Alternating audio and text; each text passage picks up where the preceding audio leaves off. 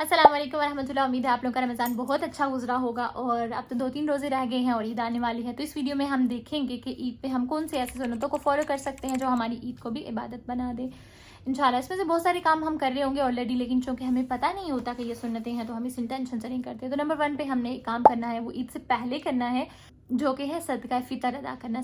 अब सदका फ़ितर क्या है, इसके बारे में मैं आपको डिस्क्रिप्शन में एक लिंक दे दूंगी, आप वो वीडियो देख लीजिएगा। लेकिन मैं थोड़ा सा बता देती हूँ कि सदका फ़ितर जो है वो हर मुसलमान पर फ़र्ज़ होता है, चाहे वो छोटा है, चाहे बड़ा है, या चाहे बच्चा है। और सदका फ़ितर की जो मिकदार होती है, यानी कितनी क्वांटिटी में देना होता है, वो हदीस में आता है कि वो 1 सा के बराबर होता है। और 1 सा जो है वो 2.5 किलो या 3.25 किलो खजूरें या गंदम बनता है, तो इतना देना होता है। तो अगर आप अपनी घर में अम्मी से पूछेंगी तो आपकी अम्मी लाजमी सदका फ़ितर दे रही होंगी। लास्ट टाइम मैंने भी गौर किया पढ़ने के बाद, जब मुझे पता चला कि अच्छा अम्मी आपने सदका फ़ितर दे दिया तो अम्मी कहती हाँ जी बेटा, आपको आज पता चला है तो क्या है कि आपने थोड़ी इर्द गिर्द नज़र रखनी है कि आपके घर वाले वो हैं वो किस तरह से सदका फ़ितर दे रहे हैं।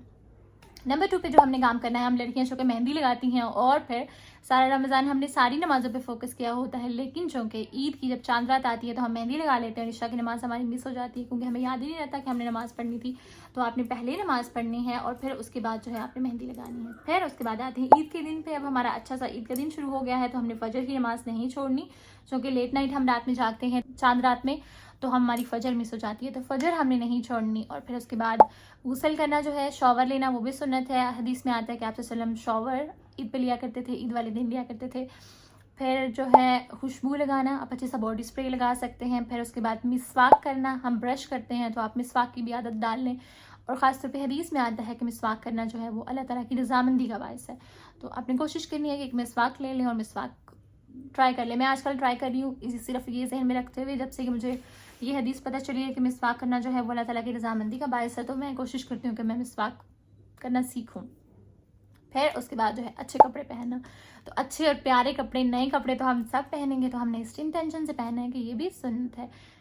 फिर उसके बाद जो है हमारे नबी जो हैं सल्लल्लाहु अलैहि वसल्लम, वो ईद नमाज़ पढ़ने जाने से पहले स्वीट डिश खाया करते थे, यानी खजूरें खाया करते थे। तो हमने कोशिश करनी है, अगर तो हमारे पास खजूरें हैं तो हम खजूरें खाएं, और अगर कोई स्वीट डिश है तो हम स्वीट डिश थोड़ी सी खा के जाएँ।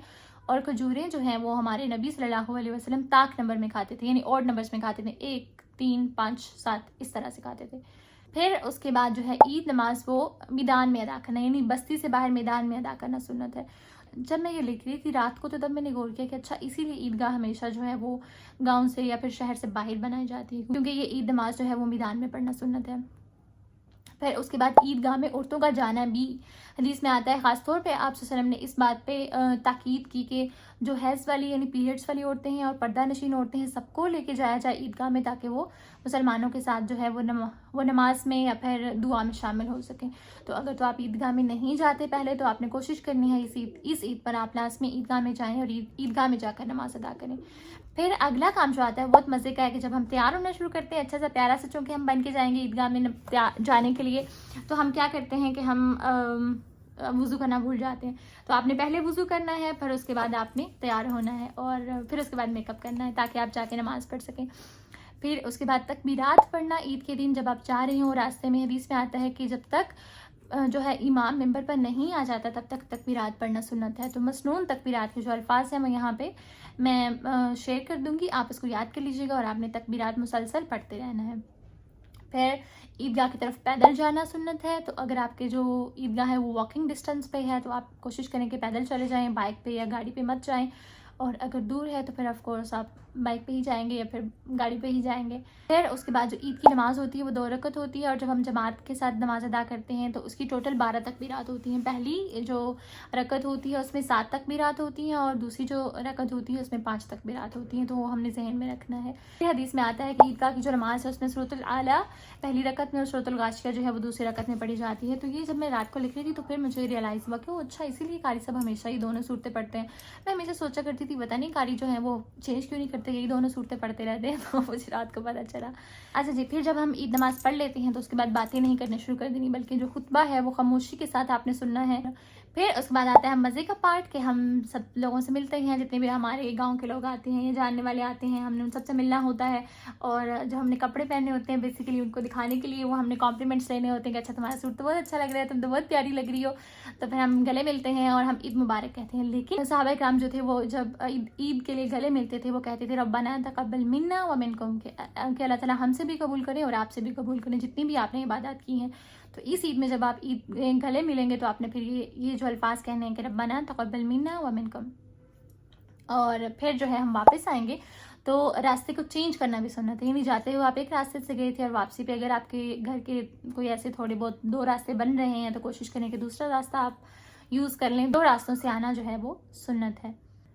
अच्छा जी, फिर उसके बाद अमूमन क्या होता है कि जब हम ईद नमाज़ पढ़ के आ जाते हैं या तो आप सो जाते हैं, या फिर क्योंकि खाना शाना तो हमारी अम्मियों ने बनाना होता है तो हम सो जाते हैं। तो सोना तो है ठीक है, क्योंकि ईद के बारे में आता है ना कि जो है वो खाने पीने का दिन है, खुशियाँ मनाने का दिन है, तो खुशियाँ तो हमें मनानी चाहिए। बल्कि हमने करना क्या है कि बहुत सारे लोग मैं ऐसे देखती हूँ जो स्टेटस ऐसे लगाते हैं कि मतलब बहुत रोने धोने उदास से और फिर सीरियल से स्टेटस लगाते हैं। ऐसी मीम्स भी बहुत बनी हुई हैं। तो आपने ये जहन में रखना है कि ईद का दिन जो है वो बेसिकली खुशी मनाने का दिन है, खुश होने का दिन है। तो आपने क्या करना है, खुश होना है और ऐसे रोने धोने स्टेटस लगाने से अवॉइड करना है। आपने चूँकि इतना सारा रमज़ान आपने इबादत की है तो आपने कोशिश करनी है कि ईद जो है वो खुशी खुशी गुजारें। आप वो काम करें जो आपको अच्छे लगते हैं और सबसे अहम काम नमाज़ें नहीं छोड़नी। ज़्यादातर हमारे साथ ऐसा होता है, मेरे साथ भी कुछ अर्सा ऐसे होता था जब तक मैंने कुरान नहीं पढ़ा था, कि ईद वाले दिन जो है वो नमाज़ें आराम से हम छोड़ देते थे कि भाई सारा रमज़ान इतनी इबादत कर ली, आज ईद है छुट्टी मारते हैं। तो ईद वाले दिन भी हमने नमाज़ें नहीं छोड़नी, फ़र्ज़ नमाज़ें ख़ास तौर पे, क्योंकि हदीस में आता है इन्नमल अमालु बिल ख़वातीम, के अमाल का दारोमदार जो है वो उसके ख़ात्मे पर है। तो जैसा आपका रमज़ान अगर आपने बहुत अच्छा गुजारा है तो फिर ईद वाले दिन भी कोशिश करें कि आप उसको अच्छे से गुजारें। फिर अगर आपकी आदत जो है वो आपने सुबह शाम के अज़कार मस्ट करने हैं जो कि आप रमज़ान में कर रहे थे, और ईद वाले दिन भी तो छुट्टी तो नहीं हुई ना, तो ईद वाले दिन भी हमने सुबह शाम के अज़कार मस्ट करने हैं।